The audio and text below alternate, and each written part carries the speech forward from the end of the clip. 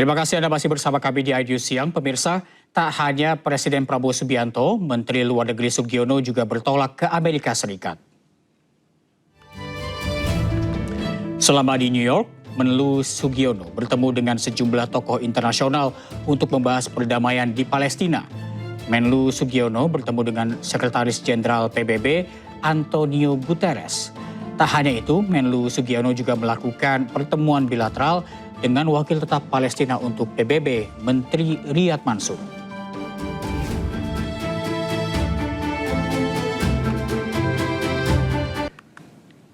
Sebelum pertemuan dengan Dewan Keamanan PBB, Menlu Sugiono gelar pertemuan bilateral dengan Menteri Luar Negeri Pakistan Muhammad Isyaudar dan Menteri Luar Negeri Mesir Badr Abdelati. Pertemuan tersebut menjadi momen untuk memperkuat hubungan bilateral serta meningkatkan koordinasi dalam merespons berbagai isu regional dan global yang menjadi perhatian bersama. Ketiga pihak juga menegaskan pentingnya diplomasi multilateral, penguatan kerjasama ekonomi, serta upaya mendorong perdamaian dan stabilitas internasional. Meskipun detail pembahasan belum diungkapkan secara resmi, pertemuan ini mencerminkan komitmen Indonesia untuk terus memperluas kemitraan strategis dengan negara-negara mitra.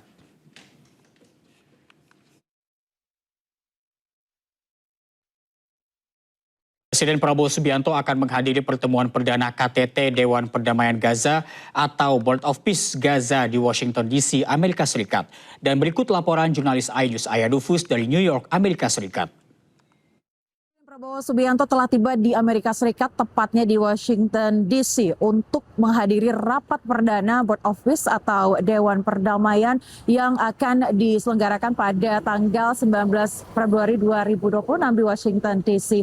Sementara itu Prabowo Subianto juga nantinya akan menghadiri sejumlah agenda lainnya, di mana salah satunya dari informasi yang kami dapatkan adalah bertemu dengan Presiden Donald Trump untuk membahas dan juga menyepakati tarif yang akan diterapkan untuk Indonesia. Dan selain itu juga ada informasi yang kami dapatkan bahwa nantinya Presiden Prabowo Subianto juga akan bertemu dengan sejumlah pengusaha Amerika Serikat. Dan memang pemirsa, Board of Peace ini menjadi isu atau agenda yang penting untuk Presiden Prabowo Subianto sebagai komitmen dari Indonesia untuk terus memperjuangkan isu kemanusiaan dan juga perdamaian di Gaza Palestina. Dan secara linear di New York, Amerika Serikat, Menteri Luar Negeri Republik Indonesia Sugiono juga hari ini akan menghadiri dan berpartisipasi dalam sidang Dewan Keamanan PBB di markas besar PBB di New York City, Amerika Serikat, untuk nanti juga membahas bagaimana perbaikan dan juga rekonstruksi Gaza Palestina,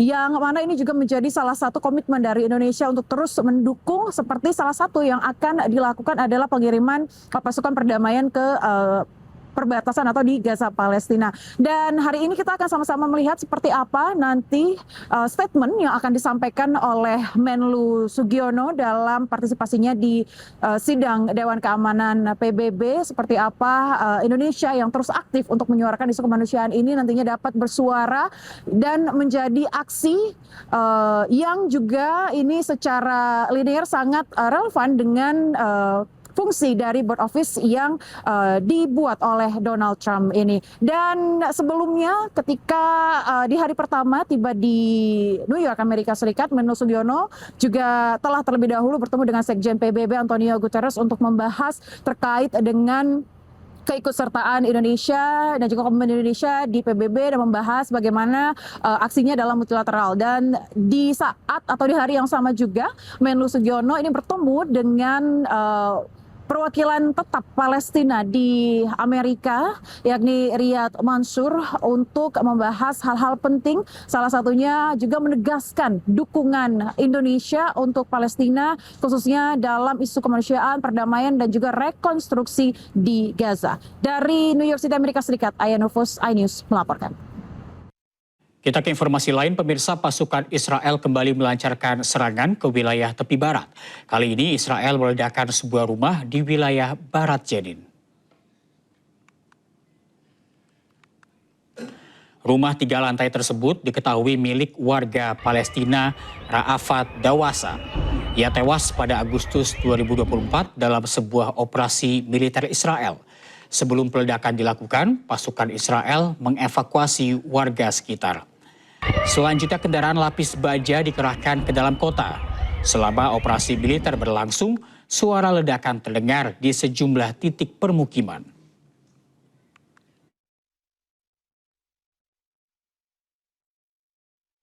Pemirsa, suasana haru menyelimuti Masjid Suci Al-Aqsa di Yerusalem saat ribuan umat muslim melaksanakan sholat tarawih pertama tahun ini.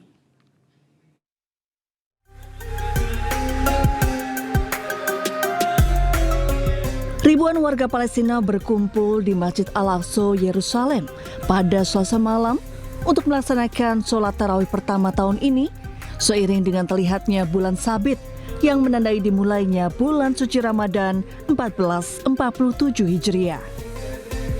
Para jemaah melaksanakan sholat tarawih di halaman masjid dalam suasana haru dan khusyuk di tengah situasi keamanan yang masih terjadi.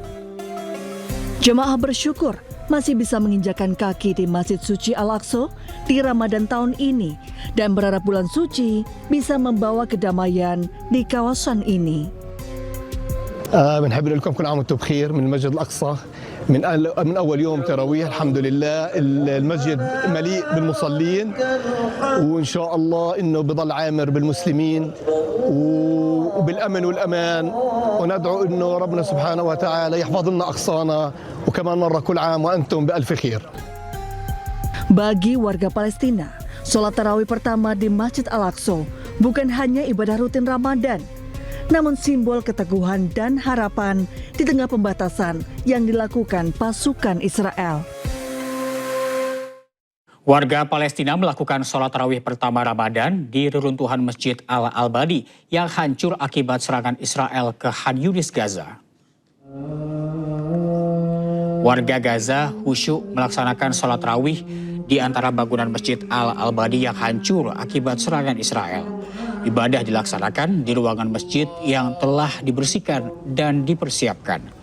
Di jalur Gaza, warga Palestina menghadapi awal Ramadan yang kelam. Meski ada kesepakatan gencatan senjata antara Israel dan Hamas yang berlaku sejak Oktober tahun lalu, situasi kemanusiaan di Gaza tetap memprihatinkan.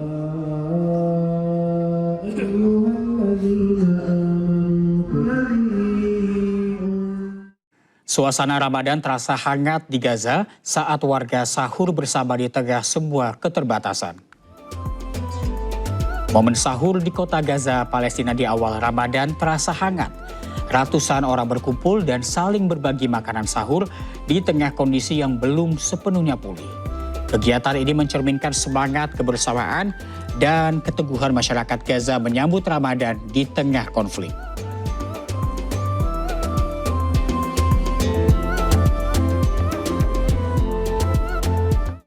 Bulan Ramadan yang akan segera tiba memunculkan semangat umat muslim di Gaza dan Yerusalem.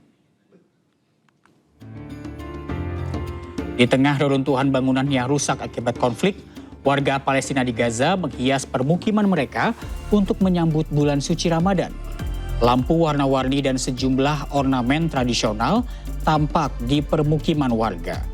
Dekorasi dibuat secara kreatif dari bahan sederhana atau daur ulang.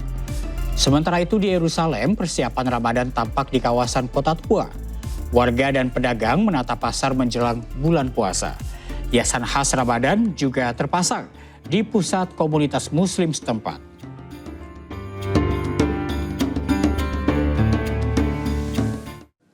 Warga Gaza sambut Ramadan di tengah gencatan senjata setelah perang yang berlangsung 2 tahun. Namun suasana Ramadan kini terasa suram karena banyak warga Gaza yang kesulitan serta melonjaknya harga pangan. Sambut Ramadan, salah satu pasar di Gaza suguhkan aneka ragam manisan, buah, serta dekorasi khas Ramadan.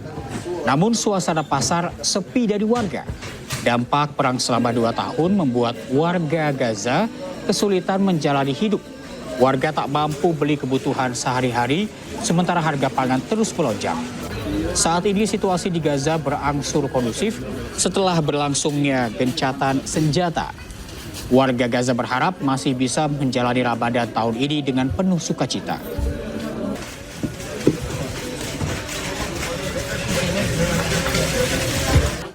Dekorasi lampu dan bulan sabit menyambut datangnya bulan suci Ramadan. Kawasan Lombok di Utrecht, Belanda untuk pertama kalinya dihias meriah.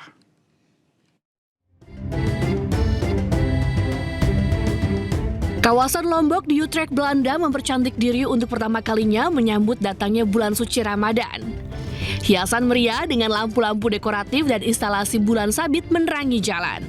Warga sekitar berencana untuk memasang dekorasi Ramadan setiap tahun, sehingga umat muslim setempat dapat menikmati suasana meriah selama bulan suci Ramadan. Bu sene yeni ışıklandırma yaptık Ramazan'a özel.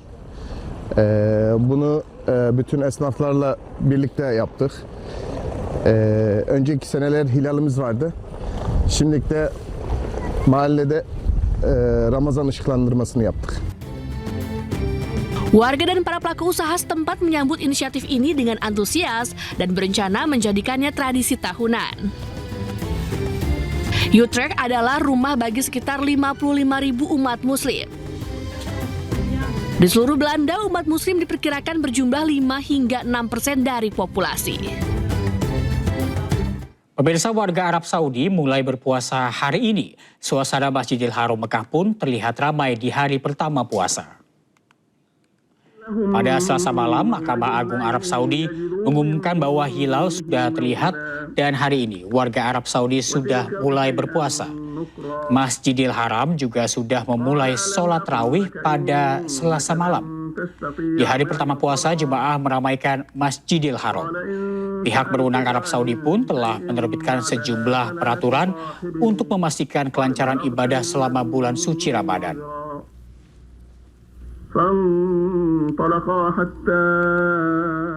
Uni Emirat Arab telah memulai puasa Ramadan dan salah satu tradisi yang ditunggu warga adalah dentuman meriam yang ditembakkan untuk menandai hari pertama Ramadan.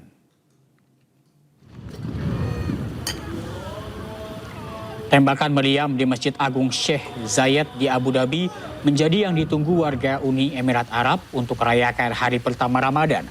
Tradisi ini bukan sekedar seremonial, melainkan bagian dari identitas budaya Uni Emirat Arab yang telah berlangsung selama puluhan tahun.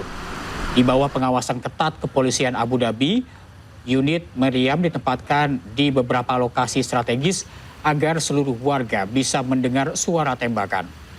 Momen penembakan meriam ini menciptakan atmosfer kebersamaan yang unik di mana perbedaan latar belakang bersatu untuk merayakan salah satu tradisi yang berlangsung puluhan tahun.